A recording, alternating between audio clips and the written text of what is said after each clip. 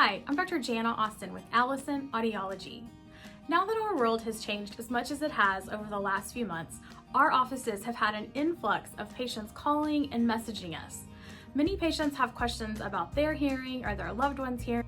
With so many of us wearing masks, it's making hearing more difficult, and it's really bringing a lot of hidden hearing losses to light.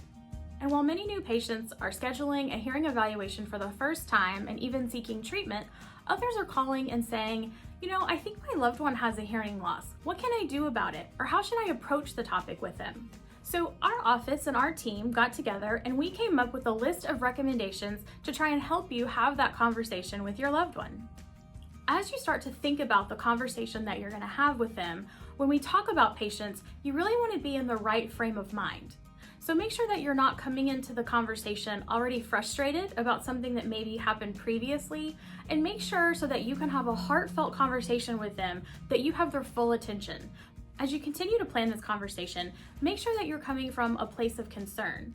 Don't start from a place of frustration, like, I've told you before you need to get your hearing checked.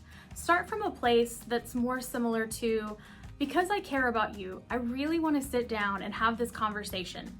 I've noticed that when we were together with our friends, that you didn't seem to hear most of what was said. There may be times during your discussion that your loved one doesn't agree with you, or they don't feel that they have any difficulties with their hearing.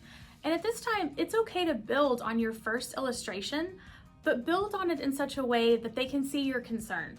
For example, you could say, I noticed while we were out with our friends and we were at dinner that you didn't really participate in the conversation. But then when we got in the car, you asked me for clarification on everything that was said during the dinner, topics that were discussed, stories that were told. So I know that you care, but at the same time, you weren't really present while we were there.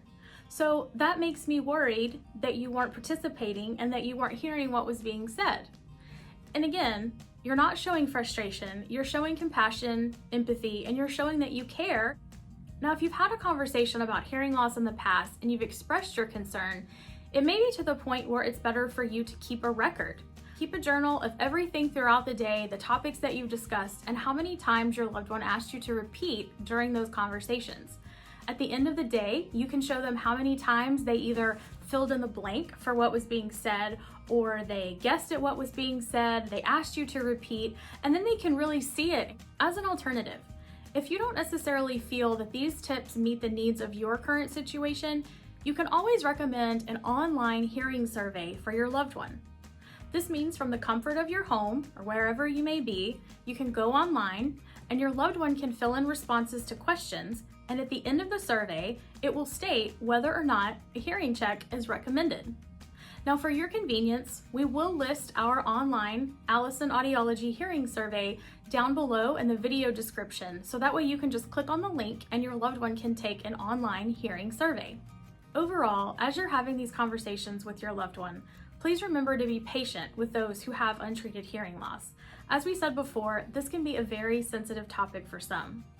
Please remember to let them know that their thoughts, their opinions, and their feelings are valid, however you're concerned. Hearing is an essential part of our social and physical and daily activities and lifestyles, so we only want the best for our family members. Now, if you have any questions or if you'd like to leave comments below, we're happy to respond and help you in any way that we can.